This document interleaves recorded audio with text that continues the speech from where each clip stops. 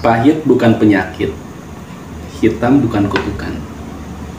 Karena terkadang pahit dan hitam itu kita perlukan untuk menemukan suatu nilai dalam kehidupan.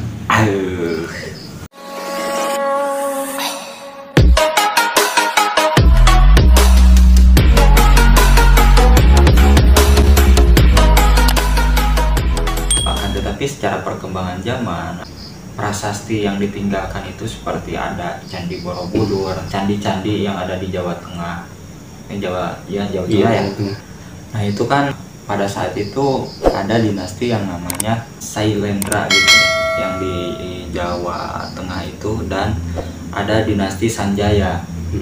Nah yang memang kuat akan agama Budanya itu merupakan dinasti Sailendra, dan dinasti Sanjaya itu kuat dengan agamanya Hindu. Nah kan awal-awal itu politiknya itu berada di wilayah selatan ya, dan kesini itu ke wilayah Jawa Barat tadi, kerajaan Tarumanagara.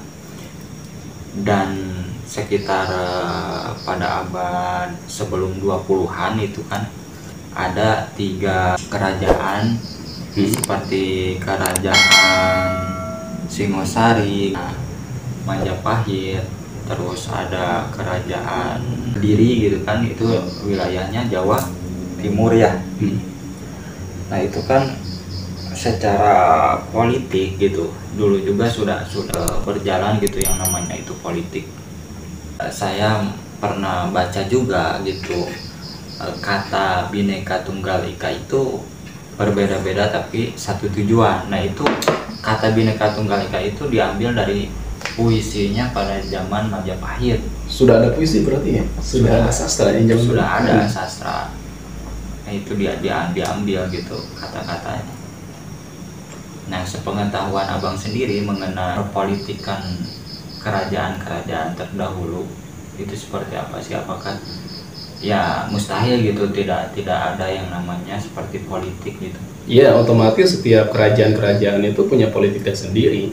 Karena yang namanya politik itu adalah satu sistem ya, satu sistem diantaranya selain daripada untuk mengangkat penguasa, diantaranya untuk memperluas wilayahnya juga gitu. Nah otomatis kalau zaman dulu berbicara terkait kerajaan besar lah, kerajaan Sriwijaya, kerajaan Majapahit gitu. Nah mereka juga punya sistem perpolitikan di dalamnya. Untuk apa? Ya diantaranya untuk menyebarluaskan kekuasaan wilayahnya ataupun teritorial wilayahnya. Dan kemudian juga selain daripada itu ada misi yang lain kan. Di antaranya misi menyebarkan agama mereka. Ada agama Hindunya, kemudian dengan agama Budanya juga disebarluaskan. Ya otomatis sudah ada perpolitikan di sana. Meskipun bukan politik praktis yang hari ini ada gitu dengan partai-partainya.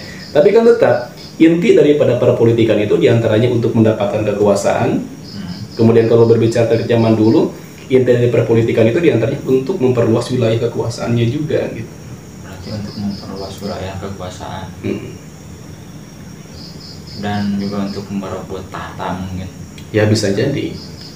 Berarti pada zaman dahulu itu secara perebutan tahta sangat bergejolak. Iya, soalnya kan dulu juga ada, kalau berbicara terkait kerajaan Hindunya, misalkan kerajaan Majapahit.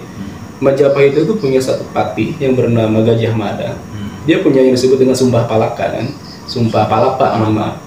Nah isi daripada Sumpah Palapa itu menyatakan dia tidak akan pernah santai-santai terlebih dahulu, kurang lebih seperti itu ya. Tidak akan pernah bersenang-senang terlebih dahulu sebelum dia dapat menyatukan Nusantara secara seluruhnya.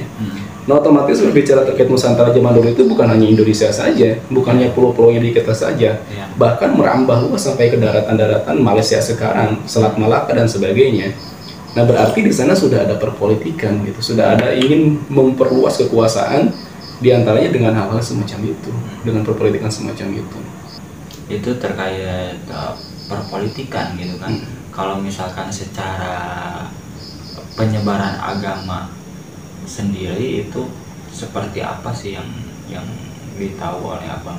Kalau berkaca dari penyebaran agama itu diantaranya ada yang disebut dengan orang-orang yang berdagang ke Indonesia kemudian menyebarkan agama mereka yang mereka bawakan. Dan kalau kita berkaca lagi melihat bagaimana agama, terutama agama kita ya, agama Islam masuk ke Indonesia, selain dibawakan oleh para pedagang, kan pedagang itu diantaranya ketika masuk ke Pulau Nusantara ini, mereka juga diantaranya bermukim. Ketika mereka bermukim di sini, dia menemukan pasangan hidupnya, kemudian menikah dan di sana menyebarkan agama Islam gitu. Nah, otomatis orang-orang zaman dulu selain daripada berdagang, memperdagangkan ataupun menjual rempah-rempah mereka ataupun membeli rempah-rempah dari negara kita, mereka juga punya misi yang lain. Misinya diantaranya terkait apa? Terkait yang disebut dengan spiritual. Misi spiritualnya itu menyebarkan ajaran agama Islam untuk Islam sendiri, dan mungkin sama untuk agama-agama yang lainnya, agama-agama Hindu, agama Buddha. Mereka juga diantaranya ada yang berdagang, kemudian ada yang menikah dengan orang pribumi, hingga pada akhirnya mereka menyebarluaskan agama mereka pada saat itu. Nah, terkait pernikahan sendiri gitu kan, itu yang menurut artikel yang saya baca juga gitu, ada yang disebut dengan sinkretisme gitu ya, yaitu penyatuan antara agama Buddha dan Hindu pada saat itu, dikarenakan ya tidak terlepas dari yang namanya sebuah politik perdagangan pada saat itu. Makanya ingin menyatukan antara agama Hindu dengan agama Buddha. Lalu pas abad ke-13 itu datanglah penyebar-penyebar agama Islam, sehingga akhirnya bermukim di Nusantara pada saat itu. Menikah dengan pribumi mungkin ya? Ya, menikah dengan pribumi. Itu kan kalau misalkan kita tarik ke zaman sekarang, itu kan menikah harus ada yang namanya persetujuan baik secara agama maupun secara hukum yang ada di Indonesia. Nah, kalau pada zaman dulu itu seperti apa? Kan zaman dulu itu ada yang disebut dengan hukum adat sebetulnya. Hukum adat yang memang ada setiap wilayah ataupun setiap suku, ras dan sebagainya. Nah, jadi pernikahan itu zaman dulu mungkin ya menggunakan syariat Islam. Secara syariat Islamnya ya dia digunakan. Nah, kan tapi mungkin secara hukum, kalau kan sekarang harus ada ketentuan dari negara dan sebagainya gitu kan, kemudian ada sah secara negara ataupun sah secara agama. Dan mungkin kalau zaman dulu pernikahan ketika memang sambil menyebarkan syariat ajaran agama Islam, kalau kita berbicara tentang Islam, itu juga menggunakan syariat ajaran agama Islam. Nah, kenapa? Ya karena dikarenakan syariat yang mereka bawakan, syariat ajaran agama Islam, ya otomatis pernikahan yang mereka gunakan itu pernikahan yang menggunakan syariat ajaran agama Islam. Nah, sambil mereka menikah di sana, kemudian sambil mereka bermukim di satu lingkungan tertentu, di sanalah mereka menggunakan satu situasi untuk menyebarkan syariat ajaran agama Islam. Kalau kita berbicara terkait penyebaran agama Islam itu sendiri dengan proses pernikahan. Kan kalau kita berbicara terkait hal itu, bagaimana sih menyebar luasnya ajaran agama Islam di Indonesia, ada yang disebut dengan proses pernikahan, proses perdagangan dan sebagainya. Satu metode yang digunakan untuk menyebarkan ajaran agama Islam yaitu dengan proses pernikahan, metode pernikahan. Misalkan di satu wilayah ada ketua suku, punya gadis nih cantik, kemudian datanglah dia si pedagang ini bermukim di sana. Setelah dia bermukim, ya otomatis dia menyukai gadis itu, dia menikah.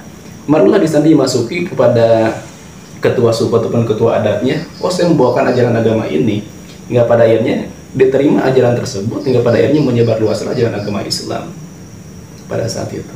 Dan ada juga yang memang lebihnya gitu ketika dia itu bermukim, mempunyai daya spiritual tadi. Ya otomatis kan kalau berbicara terkait itu tujuannya bukan hanya sebatas berdagang, berarti itu sudah ada visi tersendiri ataupun misi tersendiri kan di dalamnya. Di antaranya apa?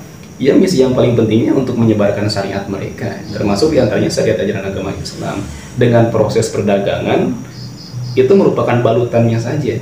Padahal inti daripada proses perdagangan itu diantaranya menyebarkan syariat ajaran agama Islam.